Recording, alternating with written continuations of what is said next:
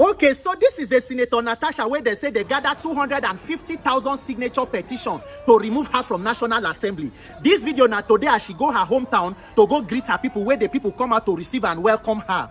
So apart from these people who come to support their senator, they still get extra 250,000 people under 2 days where sign petition to remove her from National Assembly.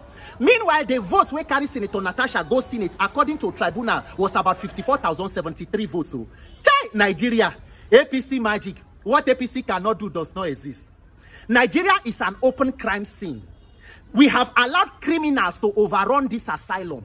And if Nigerians cannot wake up and speak up for what is true and to stand for justice, all of us will eventually become victims of this brazen criminality where we they watch the unfold. So, Nigerian leaders, shame on you. Shame on you, Nigerian politicians. Shame on you, opposition lawmakers in the National Assembly, for deciding to sell your consciences and becoming a part of a cult instead of a parliament to speak up for the Nigerian people and to stand in solidarity with one of your own in the face of oppression.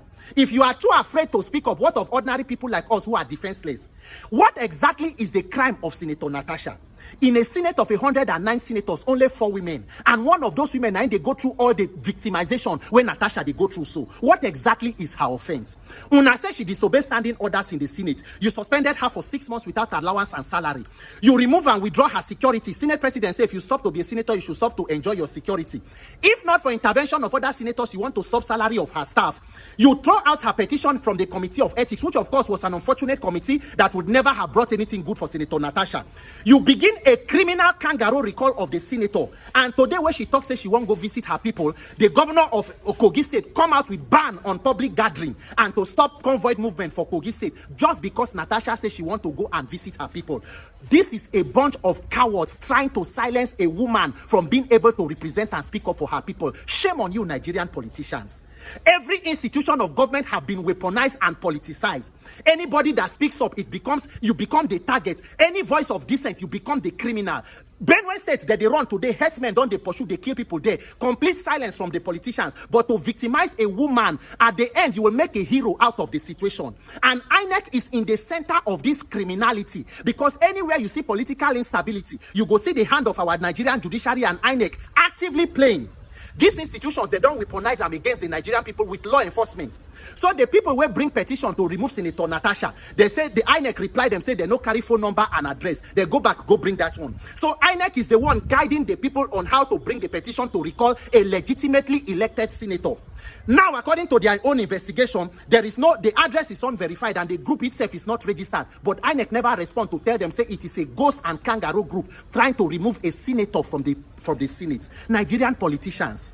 I feel terrible for Nigeria and even for Kogi people. Nigerians, we must speak up against injustice because all of us are potential victims. And Senator Natasha have become a symbol of oppression and victimization. But I thank God for her because all her political life now struggle, now battle.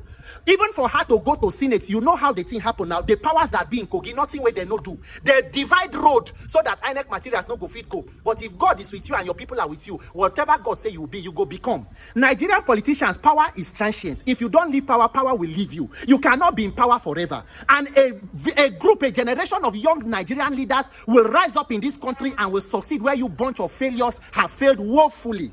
What is this oppression and victimization?